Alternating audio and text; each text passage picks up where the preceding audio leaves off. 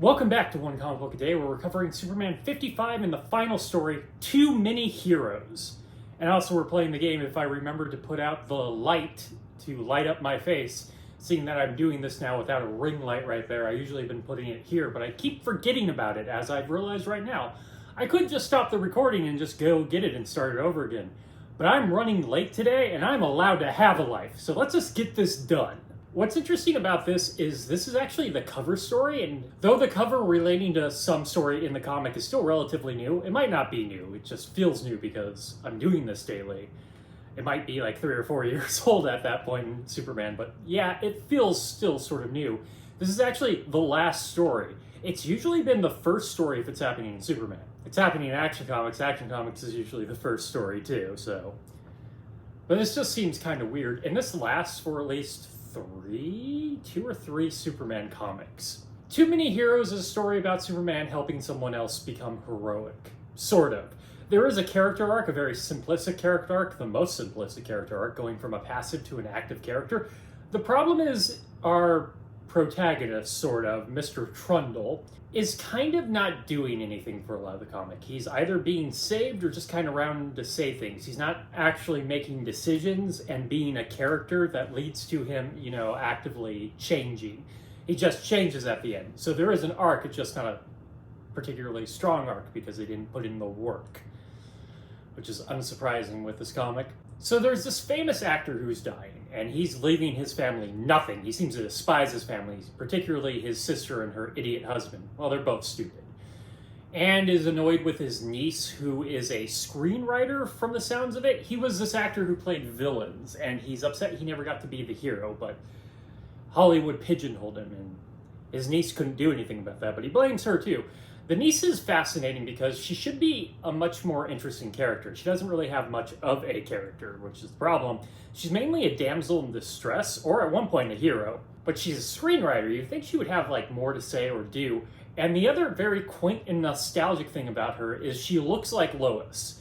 There was a time very early on, in the first 20 or so issues, when the art was particularly not quite where it is now. Almost every dark-haired woman was drawn exactly like Lois. I even would play a little game called Is This Lois? And I would show you a photo of that person and ask you if this was Lois Lane. And as soon as I saw her looking like Lois, I'm like, wow, that hasn't happened in quite a while. But yeah, she looks like Lois, and Lois is not even in the story. So he's leaving his fortune, $1 million, to whoever is the greatest hero, the Hero Fund, as he calls it, for this week, and this week only. No other metrics. So he hires a lawyer at random from the phone book, and this is Mr. Trundle, who is this hapless, meek kind of lawyer who doesn't seem to be very successful. He's willing to do it because he needs the money and the work. So he's going to decide who the greatest hero is of this week. This then causes a massive problem for, Superman, giving him a massive headache, essentially. Everybody's going out their way to prove they're heroes, so they're either putting themselves into danger or they're actively putting other people in danger to save them to prove that they're heroes. So chaos is ensuing. So this guy who played a villain has turned into one of the greatest Superman villains, because it's all up to Superman to deal with this, and he hates this. At no point does a conversation ensue about, Superman being the greatest hero because it's Metropolis, and if we're narrowing down this to Metropolis, it's Superman. It's never up for discussion.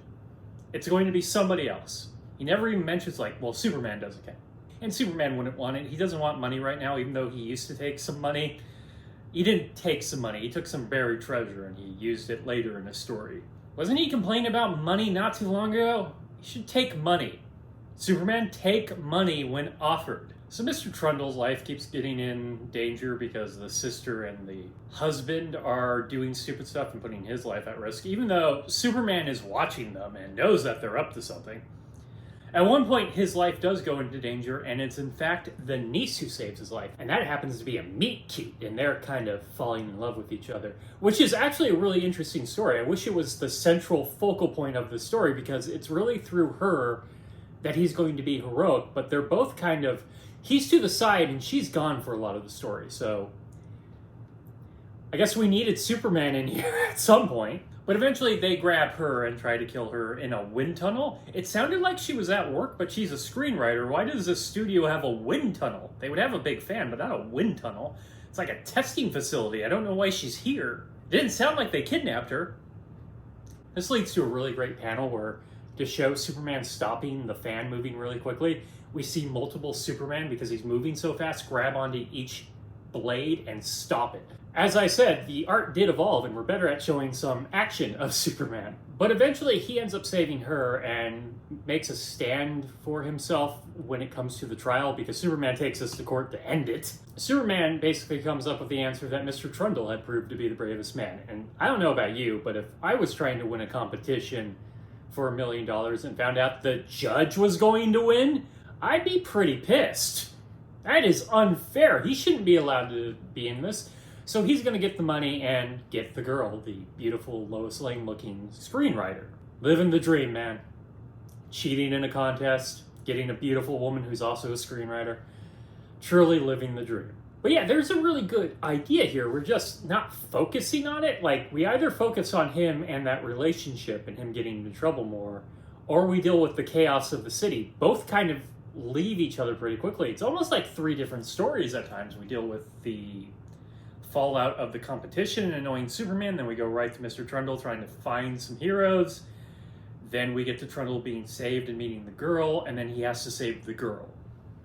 Actually, that's 4 stories. I just need something a little more cohesive, but as a Golden Age story, I recommend Too Many Heroes, especially Too Many Heroes when you have Superman. He can deal with everything.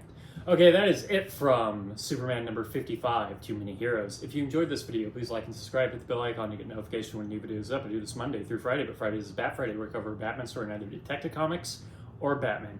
And until next time, let us ponder the question, whatever did happen to the Man of Tomorrow? Whatever happened to Mr. Trundle? Hope he's living his best life. That sister probably killed him, didn't she? Okay, have a great day.